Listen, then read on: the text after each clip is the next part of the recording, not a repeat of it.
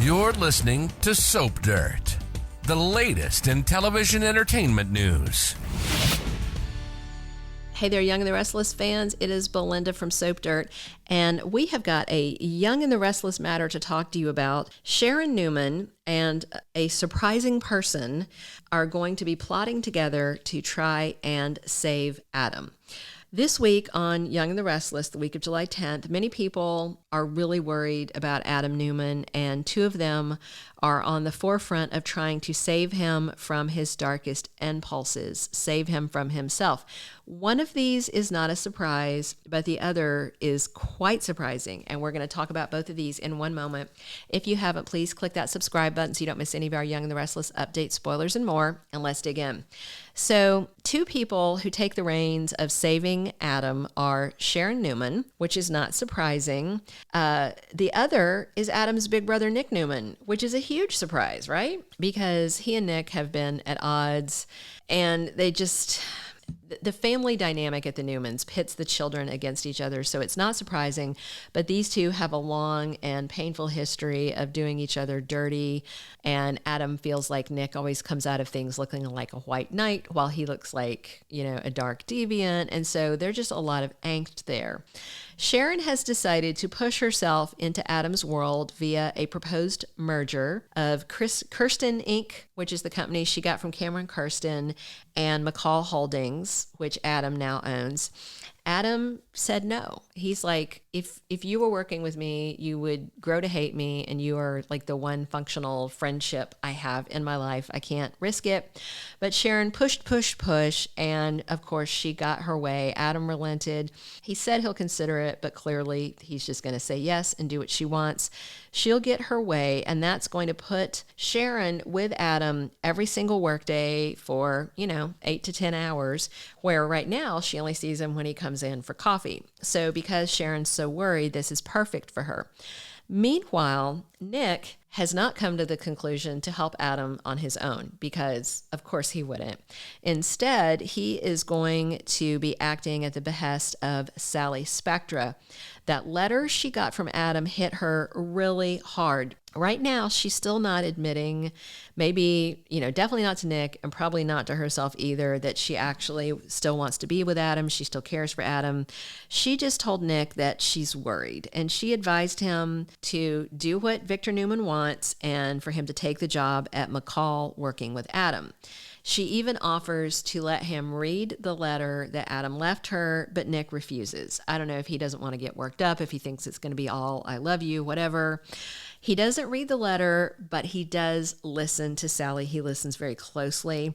And she says that in the state that she's in, that she just can't see Adam. She can't put herself in front of Adam to talk him through things. She can't be there for him, even though they're going through a shared grief experience. They're doing it separately. But she says that Nick can be there for him, and she says that Adam needs his brother.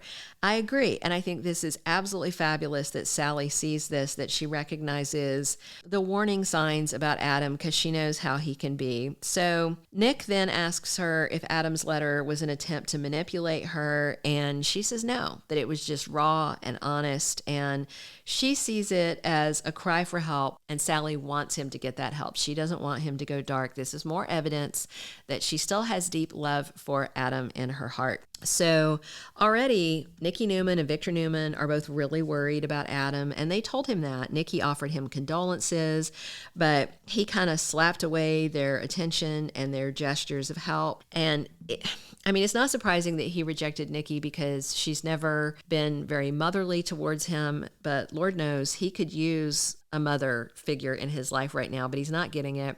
And he doesn't trust Victor. Totally understandable. He and Victor have a long history of just doing bad things to each other. And so Adam is just kind of adrift. And like the one person he has really is Sharon, but he's about to be in a different situation where he has at least two people supporting him. This is all this very interesting dynamic because the Newmans are rallying around Adam, and Victoria is the dark villainous one right now that the rest of the family is kind of disgusted with. So it is a very sort of a different take, and I'm enjoying it on Y&R. So Nick's going to take this job Adam's going to merge his company with Sharon's, and then all three of them are going to be together every day working together. And she's just, a coffee serving therapist turned CEO and, working with her two exes who also happen to be brothers. What could be weird about that? So, everything with this situation starts out with very good intentions, but we have to wonder how it's going to turn out in the end, because obviously this is going to provoke some tensions and some feelings and some emotions from not just the three working together, but by Sally as well. So we have 5 things that we feel are coming out of this, could possibly come out of this. We want to share them with you. The first is that Adam Newman may be drawn romantically to Sharon Newman, and vice versa. She might be drawn to him. She's single, he's single. He's feeling like Sally's never going to give him the time of day. At one point, he tried to get Sharon to marry him when he first came back with Mark Grossman in the role. Remember, they made love, and then he was like moving fast. He wanted her to marry him, and then she like immediately tapped the brakes, and it was the end of it. Then they put him back with Chelsea. It was a weird writing thing. Like they just abruptly decided to change his trajectory. So it was bizarre. So Adam could be drawn to Sharon again. At the same time, Nick could be drawn to Sharon again because that's his fallback woman. And a lot of people think that Nick and Sharon are in-game soulmates. And Adam has even told Sally that in the end, Sharon is Nick's person, not her. It was a harsh truth and it really ticked Sally off, but I do think it was the truth. I think Adam didn't necessarily say it at the time to hurt her, but rather to try and prevent her from more serious future hurt down the road. I think that our third idea is that Sally might be jealous of Sharon's position, that Sharon is getting to work with both Adam and Nick every day. Maybe Sally will try to find a way to work herself into that company if she is jealous of the dynamic. The fourth thing is that Nick could pull away from Sally. He is going to be working there. He's not going to have as much time. Every time he starts spending time around Sharon, that's a lot less time he's spending around Sally. So he could be at the same time getting closer to Sharon, just kind of stepping back things with Sally. He told her he loved her. He told her he'd always be there for her, asked her to move in, and he wasn't there for her. He hasn't packed her stuff and moved her into his house, and I haven't heard him say, I love you again. Have you guys? I haven't. All right. One last thing that we think could happen out of this dynamic with Adam, Sharon, and Nick working together, we'll talk about in 1 second. If you haven't, please reach down, click that subscribe button so you don't miss any of our Y&R update and news, and we'd love it if you'd click a like on this video.